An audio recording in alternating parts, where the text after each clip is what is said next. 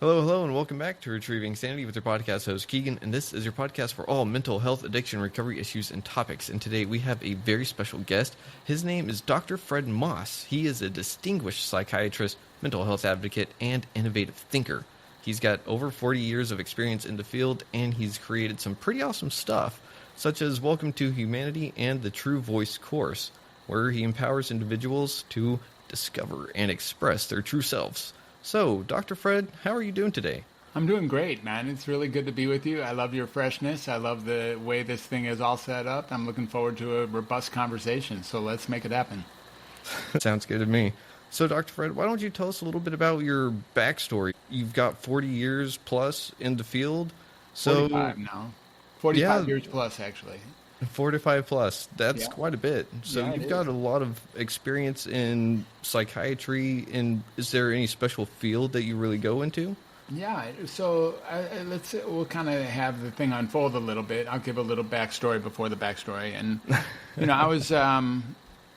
I was born to be a healer. I was born into a family in chaos and disarray. I had two brothers, 10 and 14 years older than me. So they were already in whatever 10 and 14-year-old boys have with their parents. That was still going on when I arrived. I was there to bring joy and peace and love and, steadiness to that situation. So, I punched in the clock right on arrival, and I've been healing since that very moment. And I did a pretty good job for a couple of years, I was told, by both my brothers. And although I wasn't steady for all 67 years, I did pretty good for a while. And I was just remember watching them and my family communicate. I remember watching them talk to each other and thinking that, someday I'm going to be like that maybe. Like if I'm a good boy, or if I grow up strong, if I drink my milk, maybe I'll be like that, something like that. I thought that they would teach me that in school, I was pretty precocious by the time school started. After all, my brothers taught me everything, so I knew a lot. I knew how to read and how to, I knew how to add and subtract, and I knew a little bit about sex and drugs and rock and roll. I was a 5-year-old little shit, kind of, And I was at for all of elementary school. I talked a lot. I talked a real lot. And so, I was too smart for my own good, and I talked a lot. So I got like A, like that. I saw a lot of those report cards that looked like that. Oh, man. And I just wanted to communicate. I really just, that's really what I wanted. I just really wanted to communicate, really, and, am I supposed to learn that in school? And in school, no, they squelched it, there's no such, open dialogue and open discourse isn't what's expected in elementary school. Like, no, sit down, shut up and watch me and then do exactly what I do if I'm going to pass you to the next grade. So it's disturbing and disappointing. And it's like, okay, well, these kids learned it somewhere. My brothers learned it somewhere. Maybe it's junior high.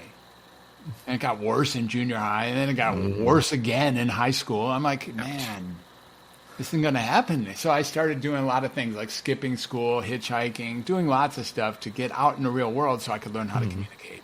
I do remember those years, sort of. I remember the cloud of those years, if you know what I mean. And the haze. Yeah, and then I just thought, well, if it's, because it was only 40 miles away and they had great helmets, I decided to give the University of Michigan a try. And so, that like Go Blue is just grow up like that in Detroit. And so it's like, let's go. Maybe there I'll learn. And I got in engineering. I didn't even know what an engineer was, but I thought he was the dude on the back of a train, I was like, maybe I'll go to engineering school and be able to ring the bell or something. Exactly. Like Mr. Green Jeans or something. And